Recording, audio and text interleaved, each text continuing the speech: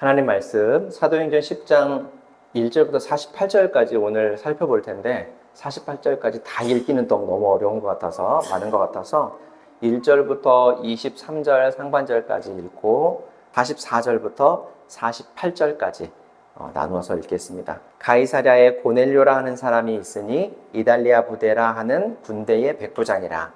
그가 경건하여 온 지방과 더불어 하나님을 경외하여 백성을 맞이하고 하나님께 항상 기도하더니 하루는 제9시쯤 되어 환상 중에 밝히 보매 하나님의 사자가 들어와 이르되 고넬료야 하니 고넬료가 주목을 하여 오 두려워 이르되 주여 무슨 일이 있나이까. 천사가 이르되 내 기도와 문제가 하나님 앞에 상달되어 기억하실 바가 되었으니 내가 지금 사람들을 요바에 보내어 베드로라 하는 시몬을 청하라. 그는 백부장이 시몬의 집에 유숙하니 그 집은 해변에 있다 하더라. 마침 말하던 천사가 떠나매 고넬료가 집안 하인 둘과 부하 가운데 경건한 사람 하나를 불러 길을 가르고 율바로 보낸다. 이튿날 그들이 길을 가다가 그 성에 가까이 갔을 때에 베드로가 기도하려고 지붕에 올라가니 그 시각은 제6시더라.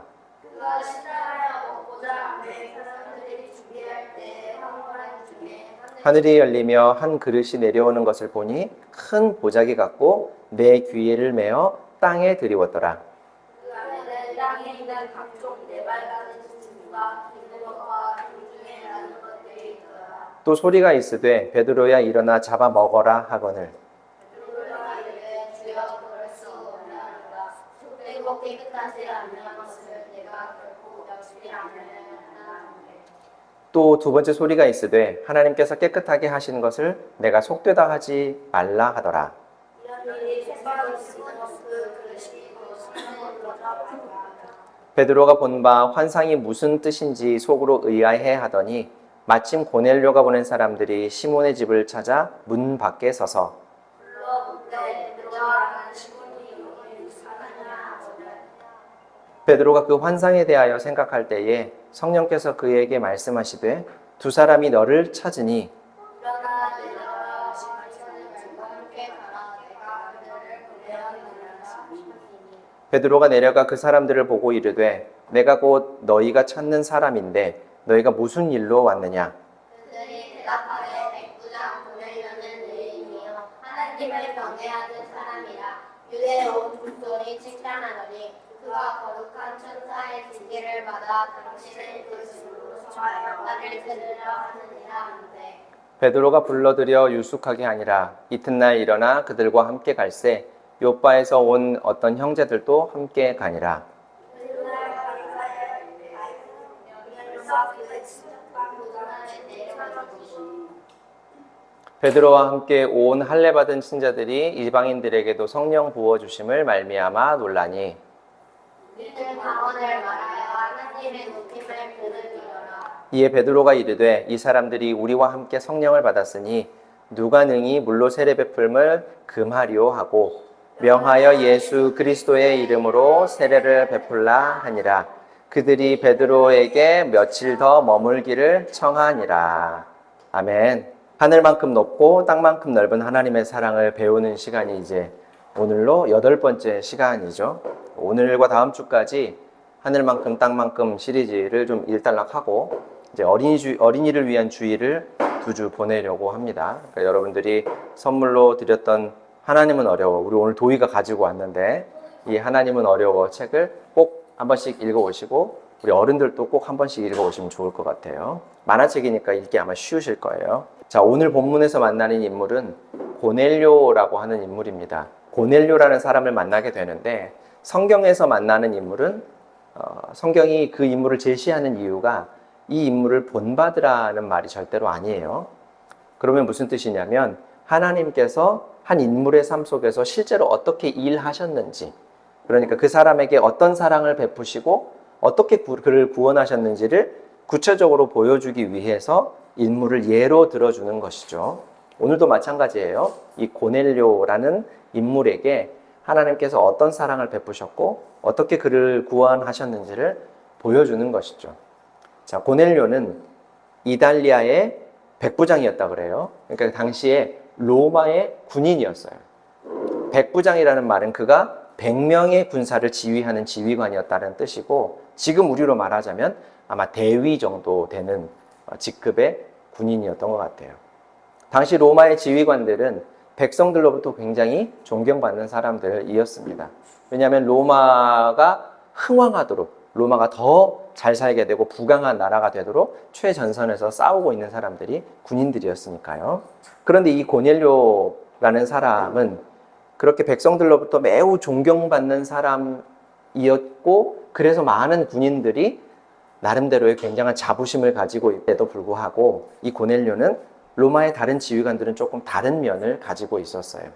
그가 경건한 사람이었다라고 성경이 표현을 하고 있고, 하나님을 경외하고 항상 기도하며 백성을 많이 구제하는 일을 했다, 이렇게 말하죠. 우리가 지난번에 성령 하나님에 대해서 배울 때 오순절이라는 절기에 예수님의 제자들이 모여서 기도하는데 성령이 그들에게 임하시고 각기 다른 말, 그러니까 외국어죠. 외국어로 예수님께서 하신 이 말을 다른 사람들에게, 많은 사람들에게 전했다라는 장면을 우리가 살펴보았었어요. 우리 기독교에서는 그 제자들의 모임, 오순절에 성령께서 그들에게 임하시고 그들이 복음을 전하고 함께 모여서 기도하고 했던 이 제자들의 모임을 흔히 우리가 초대교회라고 불러요. 그 초대교회의 대표적인 모습이 많이 기도하고 또 이웃을 구제하는 일에 열심이었다고 해요. 그런데 이스라엘을 점령한 지배국 로마의 지휘관, 콧대가 높아도 굉장히 높았을 사람 이 고넬료는, 그 사람이 이 피지배국인 이스라엘 사람들이 믿는 하나님에 대해서 관심을 가지고 있어서 그들처럼 기도하고 피지배국의 어려운 사람들을 오히려 많이 도와주는 아주 선한 사람이었다라고 해요. 그가 하루는 여느 때처럼 정해진 시간에 기도를 하고 있었답니다. 그런데 그러던 중에 갑자기 하나님께서 보내신 천사가 그를 부르는 소리를 듣게 돼요. 고넬료! 고넬료는 어땠을까요? 깜짝 놀라고 무서웠겠죠. 그래서 대답했습니다. 네, 주님, 무슨 일이십니까?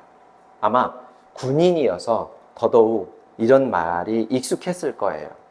로마의 군인들은 황제를 주님이라고 불렀었거든요. 천사가 계속해서 말을 하죠. 당신의 기도와 구제를 하나님께서 보셨고 이미 알고 계십니다. 이제 요바로 사람을 보내서 베드로라고 하는 사람을 데려오십시오. 베드로는 지금 가죽을 다루는 일을 하고 있는 시몬이라는 사람의 집에 묵고 있을 것입니다. 그곳은 바닷가에 있습니다. 고넬료는 천사의 말대로 자신의 부하 중에서 경건한 사람, 그러니까 자신과 마음을 같이 할 수 있는 사람 하나와 종 2명을 선택해서 자신이 겪은 이 일에 대해서 충분히 설명을 해주고 베드로를 초청하기 위해서 욥바라는 곳으로 보내요. 고넬료의 부하가 욥바를 향해 가고 있었고 그곳에 있던 베드로는 또 기도하고 있었다 그래요. 기도 중에 식사 시간이 다 되었는지 베드로가 좀 배가 고팠던 모양이에요. 그래서 뭘 좀 먹어야겠다라는 생각을 하고 있는데 갑자기 하나님께서 그에게 환상을 보여주셔요. 자, 여기서 여러분 잘 들으셔야 돼요. 간단히 한 가지만 좀 짚고 가야 될 문제가 있는데, 앞서 고넬료에게 천사의 목소리가 들렸고 또 지금 베드로에게는 하나님께서 어떤 환상을 보여주시고 있어요. 근데 지난주에도 말씀드린 대로 이런 기적적인 일들, 환상을 본다거나 음성을 듣는다거나 하는 이런 일들은 성경이 모두 기록되고 완성돼서 지금 우리가 가지고 있는 66권의 성경이 되기 전까지 한시적으로 하나님께서 사용하신 방법이에요. 그러니까 우리가 살아가는 지금 우리 시대에는 꿈으로 하나님이 말씀을 하셨다거나 혹은 갑자기 하늘로부터 하나님의 음성을 들었다라고 하는 것은 성경적이지 않다는 거예요. 99.9% 잘못된 건데 0.1%의 가능성은 하나님께서 정말 혹시 그런 일을 하실 수도 있으니 최소한의 가능성만 열어두는 거예요. 그 최소한의 가능성도 지금 자신들의 언어로 성경이 번역되지 못한 나라의 사람들과 특별한 경우가 있을 수도 있기 때문에 열어놓은 거예요. 그렇지만 그것도 그 기적적인 일들을 통해 성경의 하나님, 예수 그리스도를 알게 하시지 않는다면, 그러니까 성경과 다른 이야기들을 하거나 다른 것들을 보여준다면 진짜가 아니라는 말씀을 드립니다. 자, 우리는 성경을 진리라고 믿어요. 성경의 말씀이 우리 경험보다 더 옳다고, 더 높은 권위를 갖는다고 믿는 사람들입니다. 자, 하나님은 베드로에게 환상을 보여주시는데 하늘이 열리고 큰 보자기 같은 것이 내 귀퉁이에 끈이 매달려서 땅으로 이렇게 내려와 드리워지는 환상을 봅니다. 그런데 그 보자기 같은 것이 이렇게 땅에 드리워져서 열리자 그 안에는 뭐가 있었어요? 온갖 네 발 달린 짐승들과 땅에 기어다니는 동물들이 많이 있었대요. 그리고 하늘을 나는 새들도 거기서 이렇게 나오고 있었어요. 그때 하늘로부터 음성이 들려왔다 그러죠. 베드로야, 일어나서 저것들을 잡아먹어라. 배고프다고 했으니까 이런 동물들을 잡아먹으라고 했나 봐요. 베드로가 깜짝 놀라서 이렇게 대답합니다. 주님, 저는 절대로 그럴 수 없습니다. 저는 부정한 것을 한 번도 먹어본 적이 없습니다. 그러니까 지난번에도 얘기했던 것처럼 구약 성경에 보면, 율법에 보면 부정한 것, 정한 것 이런 것들을 나누어 놨었어요. 여러 가지로 감염의 위험성이 있는 것들, 이스라엘 백성들이 이집트에서 나와서 사막에서 생활을 하다 보니 위생을 어떻게 할 수가 없었잖아요. 특별하게 질병이나 이런 것들에 취약했기 때문에 감염의 위험성이 있는 것들을 하나님께서 가르쳐 주시고 사막 생활을 원활하게 할 수 있도록 도와주셨던 거죠. 그런데 이것을 이스라엘 백성들은 후에 윤리적인 것들로 생각을 하게 됐던 거예요. 근데 가만히 생각해 보면 이치에 맞지 않는 것이, 동물들은 윤리라는 게 없잖아요. 근데 네 발 달린 짐승들, 그 다음에 앞발이 갈라진 염소나 이런 것들 부정하다고 했었거든요. 근데 그런 것들이 잘못을 저지른 게 아닌데 윤리적인 부정함으로 생각을 했던 거죠. 그래서 다시 하나님께서 이런 음성을 들려주십니다. 하나님께서 깨끗하게 하신 것을 부정하게 여기지 말아라. 베드로는 굉장히 충격을 받았을 거예요. 이런 일이 3번 반복적으로 있은 뒤에 이것들은 하늘로 다 환상 중에 올라가고 베드로는 깊은 고민에 빠졌습니다. 도대체 이 환상이 무슨 의미일까? 아니, 왜 우리가 조상 대대로 부정하게 여기고 먹지 않았던 것을 도대체 하나님은 왜 갑자기 이런 것들을 나에게 먹으라고 말씀하실까? 그런데 때마침 고넬료의 부하가 도착했어요. 우리 지난번 요나 선지자가 스페인의 다시스로 도망가려고, 하나님의 뜻에 반대해서 도망가려고 했을 때 욥바에 도착하자 그때도 때마침 마침 배가 와 있었다 그랬었죠.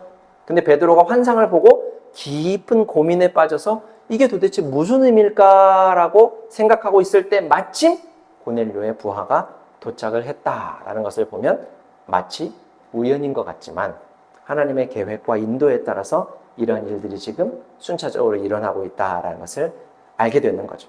고넬료의 부하들이 베드로가 묵고 있던 근처에 와서 그를 찾고 있을 때, 그때는 핸드폰도 없고 전화기도 없고 이러니까 그랬을 거 아니에요. 어떻게 찾아야 될까? 욥바의 바닷가 근처에 가서 베드로라는 사람을 찾아야겠다 하면 사람들에게 돌아다니면서 혹시 베드로라는 사람을 아시오? 혹은 사람이 없으면 베드로 어디 있어? 막 이러면서 찾으러 다녔겠죠.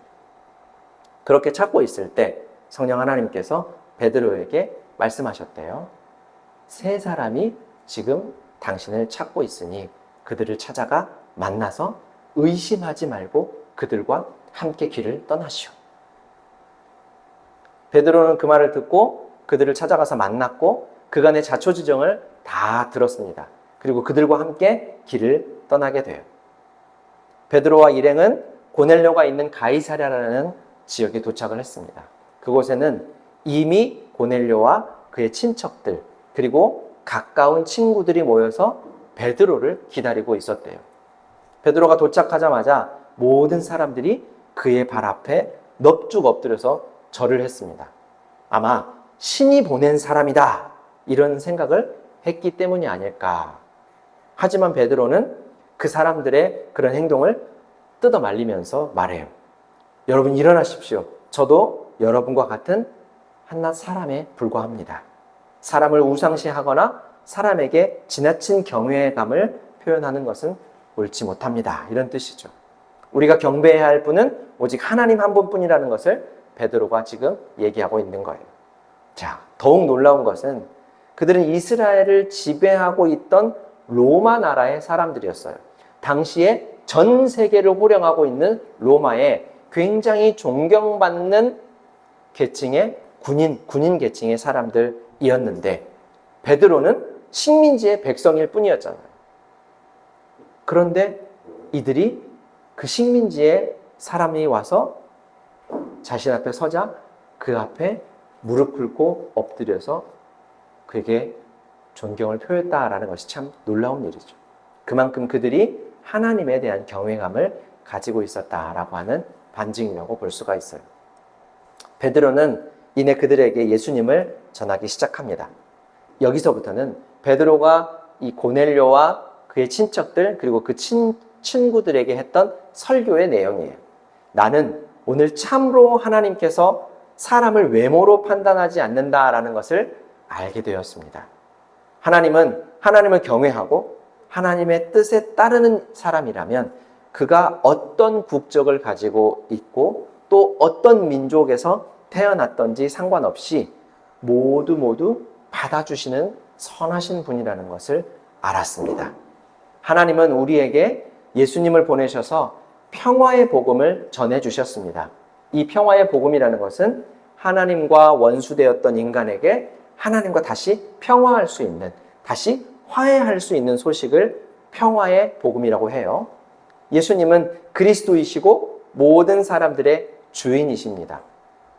예수님은 요한에게 세례를 받으시고 그때 성령이 그 위에 임하셨고 성령의 능력으로 많은 사람들에게 하나님의 나라를 가르쳐 주시고 마귀에게 억눌린 사람을 자유롭게 하시고 아픈 사람, 질병에 걸린 사람들을 낫게 해주시는 등의 일을 하시면서 그 일을 통해 하나님의 나라를 보여주셨습니다. 성부, 성자, 성령, 삼위 하나님의 합작품입니다. 그 예수님께서 나무 십자가에 달려 죽으셨고 하나님은 3일 만에 그분을 다시 살리셔서 부활하신 예수님은 우리를 다시 찾아와 만나주셨습니다. 하지만 모든 사람들을 다 만났던 것은 아니고 하나님께서 미리 계획하시고 증인으로 정하신 사람들을 만나셨습니다. 우리는 다시 살아나신 예수님과 함께 먹고 마시기까지 했습니다. 그러니 진짜 그분은 몸이 다시 살아나신 것이 맞죠. 예수님께서 그들에게 명령하신 말씀이 있는데 그것은 하나님께서 예수님에게 삶과 죽음을 주관하는 일을 맡기셨다라고 하는 것과 이전에 많은 이스라엘의 예언자들이 이 예수님을 두고 예언했던 것처럼 구원자가 와서 구원하실 것이다 라는 예언을 한 것처럼 예수님을 통해 그분을 믿는 사람은 누구든지 죄를 용서받게 될 것이다 라는 말을 전하라고 명령하셨습니다. 이렇게 베드로가 설교를 하고 나자 그 자리에 있던 사람들에게 성령 하나님께서 찾아오셨습니다. 그리고 그들에게 믿음을 주시고 예수님의 제자들이 성령을 통해 외국어로 예수님의 일을 말했던 것처럼 이 사람들도 자신들의 말로, 그러니까 이스라엘 사람들이 듣기에는 외국어이겠죠. 자신들의 말로 자신을 구원하신 하나님의 일들, 예수님께서 십자가에서 죽으시고 부활하셔서 그를 믿는 이들은 누구든지 구원 얻는다라는 말을 하고 또 그 예수님을 찬양하는 일을 그 순간에 하게 되었던 거죠. 그리고 이 광경을 지켜본 베드로는 깜짝 놀라서 이런 말을 계속합니다. 이 사람들도 우리처럼, 그러니까 이 사람들은 외국인이에요. 이방인들. 이 사람들도 우리처럼 성령을 받았으니 우리가 성부와 성자와 성령의 이름으로, 특별히 예수님의 이름으로 세례를 주지 못할 이유가 없구나. 베드로는 그곳에 모인 사람들에게 세례를 베풀었고 고넬료와 그의 친척들 그리고 그의 친구들은 이스라엘 사람이 아닌, 그러니까 유대인이 아닌 외국인으로서는 처음으로 예수님을 믿는 사람들이 되었어요. 자, 사랑하는 성도 여러분, 고대 이스라엘 사람들은 이방인, 그러니까 외국인이죠. 외국인. 우리와 피부색이 다르고 우리와 말이 다르고 우리와 생김새가 다르고 우리와 다른 땅에서 살았고 다른 문화를 가진 사람들, 이런 외국인들, 유대인이 아닌 외국인을 사실 고대 이스라엘 사람들은 사람으로 취급하지 않았었어요. 그러니까 우리 흔히 선민의식 그러잖아요. 우리는 선택받은 특별한 사람들이다라는 생각으로 이스라엘 사람들은 자신들 이외의 다른 모든 민족들은 사람 취급을 하지 않았습니다. 유대인을 제외한 외국인들은 태어날 때부터 하나님을 알지 못했고 하나님께 선택받지 못한 부정한 사람들, 죄인들이라고 치부해버렸어요. 그래서 사람으로 대우하지 않고 그들을 어떻게 생각했냐면 마치 개와 같은 존재다라고 생각했어요. 우리는 지금 개, 강아지들을 반려견 이렇게 하면서 굉장히 친근하게 생각하잖아요. 근데 유대인들은 개 하면 들개, 마치 하이에나나 늑대나 이런 사막에서 돌아다니면서 죽은 시체를 먹거나 하는 그런 동물들을 얘기했었어요. 그래서 굉장히 더럽다고 생각하고 부정하다고 여겼었거든요. 그러니까 사람을 개 취급하는 것은 굉장히 그 사람을 모욕하는 것이고 굉장히 그 사람들에게 치욕적인 욕을 하는 것과 다름이 없었어요. 그러니 당연히 그 사람들, 외국인들, 유대인을 제외한 모든 민족은 구원받을 수 없는 존재다라고 여겼던 거죠. 마치 요나가 니느웨 사람들이 구원받지 않았으면 했던 것과 같아요. 그래서 하나님께서 베드로에게 네 발로 기어다니는 동물, 하늘을 나는 새를 잡아먹으라고 하셨던 것은 베드로를 포함한 이스라엘 사람들이 개처럼 사람으로 취급하지 않던 외국인들도, 그러니까 부정하게 여겼던 외국인들도 하나님은 구원하기 원하셨다, 구원하기를 원하신다, 사랑한다라는 것을 가르쳐 주시려고 보여주셨던 거예요. 그들의 편견과 선입견을 깨신 거죠. 하나님은 태어난 출신, 인종, 국적 이런 것과 상관없이 하나님은 사랑하십니다. 만약에 그렇지 않으셨다면, 만약에 정말 이스라엘 유대인들만 사랑하셨다면 사실 우리도 구원받을 수 없는 사람들이죠. 유대인들이 봤을 때는 우리 동양 사람들, 특별히 우리 대한민국 사람들을 볼 때 저 사람 같지 않은 이방인들, 개 같은 이방인들이라고 생각했을 테니까 분명히 하나님이 우리를 사랑하시지 않았다면 우리는 구원받을 수 없는 사람들이었겠죠. 그런데 고넬료처럼 이스라엘을 지배하던 로마 사람이라 할지라도 그가 예수님을 믿고 예수님을 통해 죄를 용서받기 원하는 이라면 누구든지 상관없이 그의 민족이나 태생이나 출신이나 국적이나 이런 것들과 상관없이 받아주신다는 거죠. 그런데 여러분, 우리는 어떤지 한번 생각해 보시기를 바라요. 우리도 앞서 말한 것처럼 우리도 유대인들에게는 이방인이었지만 예수 그리스도를 통해 활짝 열린 구원의 길, 하나님께로 나아가는 길을 은혜로 받은 사람들인데 우리는 어떤지 한번 생각해 보자고요. 혹시 우리는 우리 주변에 이처럼 편견 때문에 교회에 올 수 없게 된 사람들이 있지는 않은가? 이슬람교를 믿는 사람이나 또 불교를 믿는 사람이나 또 다른 타종교인들은 우리가 어떻게 생각하는지, 혹은 성소수자들과 같이 우리와 다르다는 이유만으로 사회에서 온갖 편견과 차별에 시달리는 사람들은 어떤가요? 우리가 가진 편견과 선입견으로 그들에게 선을 긋고 저 사람들은 죄인이라고 낙인 찍고 있지는 않은지 한번 우리를 돌아보자는 거예요. 오늘 하나님의 말씀은 이렇게 말씀하십니다. 하나님께서는 사람을 외모로 판단하지 않으시고 하나님을 경외하며 하나님의 뜻에 따르는 사람이라면 그가 어느 나라, 어느 민족, 어느 출신이든지 어떤 사람이든지 간에 상관없이 사랑하시고 그를 받아주신다. 이 말씀을 꼭 기억하시기를 바랍니다. 기도하겠습니다. 사랑과 은혜가 풍성하신 하나님 우리 아버지, 오늘도 우리에게 하나님의 사랑을 알게 하시니 참으로 감사합니다.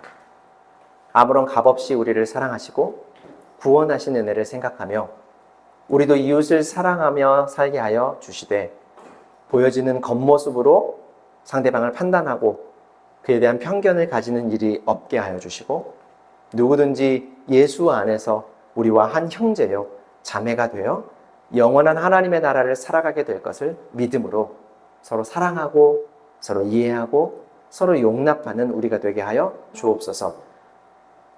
예수님의 이름으로 기도합니다. 아멘.